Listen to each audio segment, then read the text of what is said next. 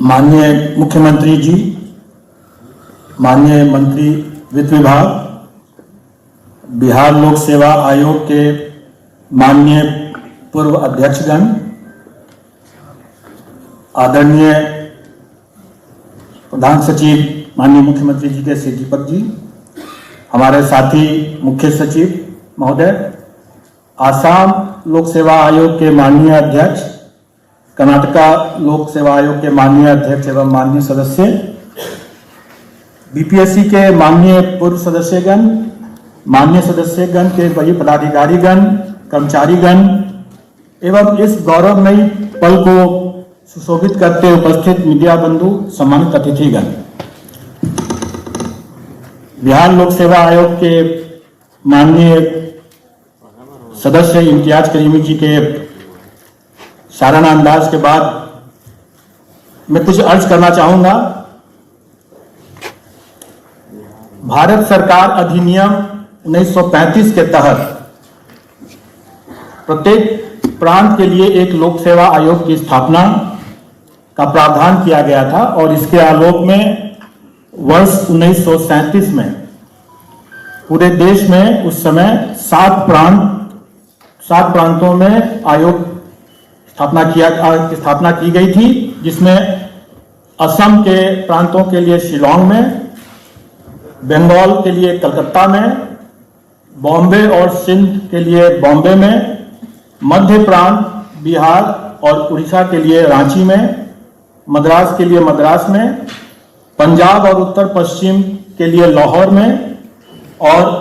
संयुक्त प्रांत के लिए इलाहाबाद में। इसके लगभग 12 वर्षों के उपरांत आज ही के दिन सन 1949 को मध्य प्रांत,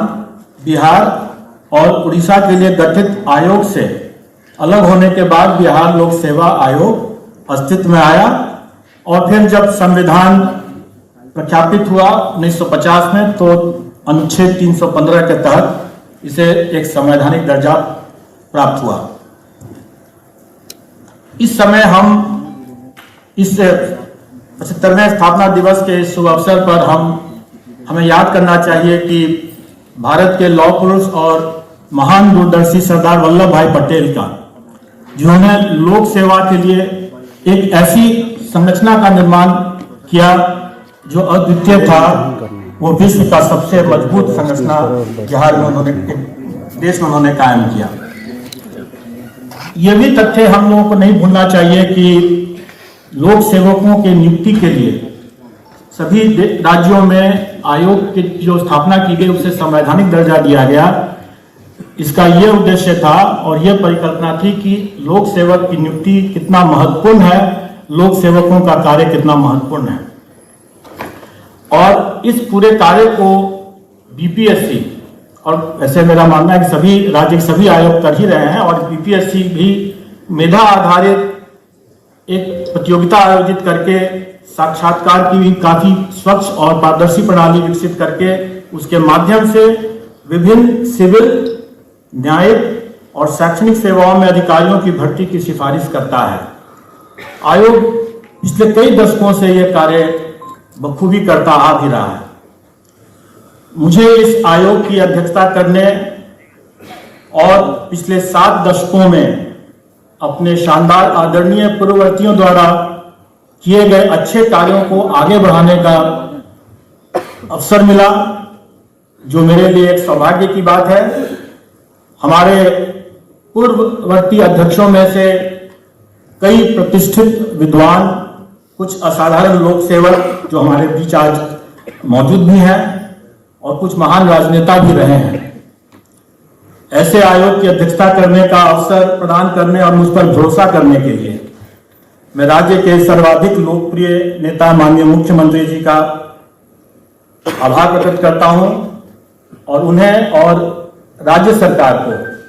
पूर्ण विश्वास दिलाता हूं कि आयोग की गरिमा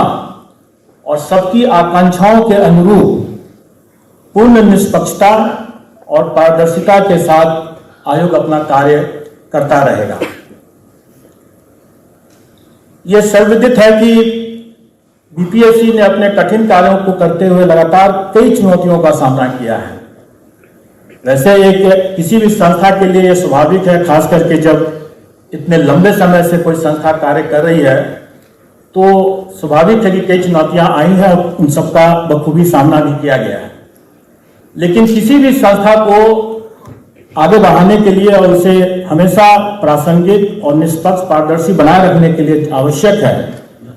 कि उस समय की जो भी तत्कालीन जो भी समस्याएं, जो भी चुनौतियां, जो भी अवसर आते हैं, उनको समझने के लिए, उसका सामना करने के लिए और उसके हिसाब से आगे का रास्ता तय करने के लिए तैयार रहना चाहिए। और ऐसा हुआ भी है। अभी अगर हम देखें तो हाल के समय में कितने कई विवादास्पद मुद्दे थे जो अभ्यर्थियों को कई लंबित मांगे भी थी। कई बार उनके द्वारा विभिन्न तरह के मांग, जैसे स्केलिंग की मांग करते हैं, जैसे एक किसी विषय में ज्यादा नंबर आ जाता है इसकी शिकायत करते हैं और किसी में कम आ जाता है तो इसके लिए स्केलिंग की मांग करते हैं। कई जगहों पर कई बार अभ्यर्थियों की यह मांग रही है कि कई बार हेड एग्जामिनर कम नंबर दे देते हैं या किसी का नंबर काट लेते हैं, किसी का नंबर बढ़ा लेते हैं। ये मॉडरेशन इसको हम लोग कहते हैं और इसकी भी कई बार लोगों की शिकायत रहती है कि यह मॉडरेशन जो है इसका कोई फॉर्मूला नहीं है, यह कोई बड़ा वेग है, बहुत सब्जेक्टिव है, इसका कोई तार्किक आधार नहीं है। तो ऐसे कई छोटे मोटे त्रुटियां थी या उनके पुराने लंबित मांग थे, उनको दूर करने के लिए हम लोगों ने कई प्रयास किया और कई एक लोकतांत्रिक प्रक्रिया का पालन करते हुए हम लोगों ने अभ्यर्थियों से भी राय लिया, कई हितधारकों से राय लिया, राय मशवरा करके इसका हम लोगों ने समाधान किया। और आज मुझे ये कहते हुए अपार हर्ष है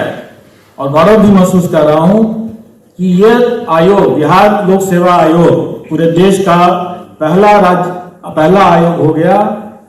जिसने स्केलिंग एंड मॉडरेशन इन दोनों की समस्याओं का वैज्ञानिक समाधान निकाल लिया है। और अभी हमने देखा कि हरियाणा और फिर उत्तर प्रदेश भी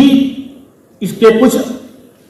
आयामों को उसको वो पालन कर रहे हैं। जैसे उन्होंने अपने यहाँ भी ऑप्शनल पेपर को हटा ही दिया, या हरियाणा ने हमारे जो कोडिंग की जो व्यवस्था थी, जो पारदर्शी तरीके से वैज्ञानिक तरीका हम लोग लगाया था, उसका पालन वो करने लग गए हैं। अभी हमारे इन प्रयासों के बाद कई राज्यों के, जैसे गुजरात से या महाराष्ट्र से, उनके आयोगों से भी यह मांग की जा रही है कि जिस तरह से बिहार ने इन सुधारों को लागू किया है, वैसा उनके राज्यों में भी किया गया। वैसे एक और हम लोगों ने एक जो सुधार की जो प्रक्रिया की और कई नया प्रयोग किए, उसमें एक प्रयोग हम लोगों ने और भी किया है, वो है कि ठीक परीक्षा केंद्र पर, परीक्षा प्रारंभ होने के ठीक पूर्व हम लोगों ने वहां पर ही प्रश्न पत्रों का चयन कर और उसका प्रिंटिंग कर, उसमें अभ्यर्थियों को उन्हीं के समक्ष प्रिंटिंग करके उनका वितरण किया गया। और यह भी प्रयोग हम लोगों ने काफी सफलतापूर्वक किया। और इसका भी उदाहरण कुछ आयोग इसको ले रहे हैं, करने जा रहे हैं। मेरा अपना मानना है कि परिवर्तन ही, चेंज इज कांस्टेंट, एक्चुअली वही एक ऐसी है कि परिवर्तन हमेशा होते रहना है। अगर परिवर्तन नहीं होगा तो एक जड़ता की स्थिति आ जाती है और उसके बाद कई प्रकार की खामियां उभरने लगती हैं। हमने देखा कि पेपर लीक वायरल के बाद भी एक तरह का अविश्वास का भी एक वातावरण बन रहा था। लेकिन मुझे हर्ष है ये कहते हुए कि हम लोगों ने जो भी सुधार की जो प्रक्रिया की, उसके आलोक में न केवल हम लोगों ने उसके बाद 30 से भी ज्यादा परीक्षाओं का हम लोगों ने सफलतापूर्वक आयोजन किया है। और आज ये स्थिति है कि हम लोगों ने 67वें पीटी और पुनर्परीक्षा और उसके बाद 68वें पीटी का भी हम लोगों ने सफलतापूर्वक आयोजन कर लिया और एक तरह से कीर्तिमान स्थापित किया, क्योंकि हम लोगों ने 1.5 महीने के अंदर में ही उसका परीक्षा फल भी दे दिया, जबकि गुजरात में, महाराष्ट्र में 4-4, 5-5 महीने हो गए और अभी तक उनका परीक्षा फल नहीं आया। तो ये कई कदम हम लोगों ने उठाए हैं और मुझे उम्मीद है कि आगे आने वाले समय में जो भी हम लोग फैसला लेंगे एक लोकतांत्रिक तरीके से ही लेंगे और अच्छा लेंगे और लोगों के सबकी सहूलियत के लिए लेंगे। मैं बीपीएससी के सभी अधिकारियों और कर्मचारियों को इस प्रतिष्ठित संस्थान में एक नया अध्याय लिखने में हर संभव मदद करने के लिए बधाई भी देता हूं। इन सभी ने अक्सर बिना कोई छुट्टी लिए, चाहे वो कोई त्योहार का समय हो या कोई और उनकी अपनी निजी समस्या हो, बिना कोई छुट्टी लिए बेहद तनावपूर्ण परिस्थितियों में अपने कर्तव्यों का पालन करने में अनुकरणीय समर्पण, प्रतिबद्धता, दृढ़ता और साहस का प्रदर्शन किया है। ये मैं अपने दिल की गहराई से कह सकता हूँ, क्योंकि कई बार मैंने खुद भी अवकाश लिया, अवकाश का उपभोग किया, लेकिन मैंने पाया कि हमारे जितने पदाधिकारी कर्मचारीगण हैं वो रात हो सुबह हो हमेशा वो कार्यरत रहे हैं। और मेरा यह भी मानना है कि ऐसे महत्वपूर्ण कार्य को अगर कोई करता है तो कितना तनाव और कितना दबाव भी उन पर आता होगा, और फिर भी उन लोगों ने इसका बखूबी सामना करते हुए अच्छा प्रदर्शन किया है। सही त्रुटि रहित परीक्षा फल भी प्रकाशित कराया है। इसके लिए मैं उनको बहुत बहुत बधाई और धन्यवाद देता हूं। मैं राज्य के कुशल राजनीतिक नेतृत्व, आयोग के पूर्ववर्ती माननीय अध्यक्षों, विशेष करके मैं एनके अग्रवाल साहब का और शाह जी का, जो आज हमारे बीच उपस्थित है, कई सुधार की जो रूपरेखा इन लोगों ने किया था, आज हम लोग उसका लाभ उठा रहे हैं और उससे आगे भी बढ़कर के कुछ नए नए प्रयोग भी कर पा रहे हैं। मेरे पुराने साथी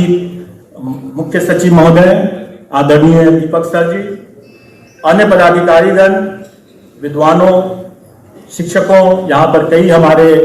प्रबुद्ध शिक्षकगण भी हैं यहाँ पर जो हमारे आयोग के इवैल्यूएशन का काम करते हैं, टेक्नोक्रेट्स, मीडिया कर्मी और सबसे बढ़कर छात्रों और अभ्यर्थियों और बिहार के लोगों का बहुत आभारी हूँ, जिन्होंने आयोग के अंदर और बाहर से हमारी हौसला अफजाई की है, हमारी हर संभव मदद की है। कई ऐसे क्षण आए हम लोग के समक्ष जिसमें आंदोलन को भी हम लोगों ने देखा,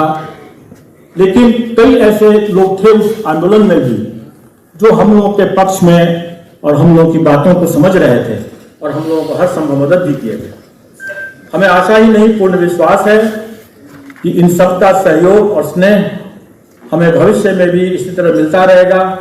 और हम हमेशा उनकी आकांक्षाओं और अपेक्षाओं पर खरे उतरेंगे। जय हिंद।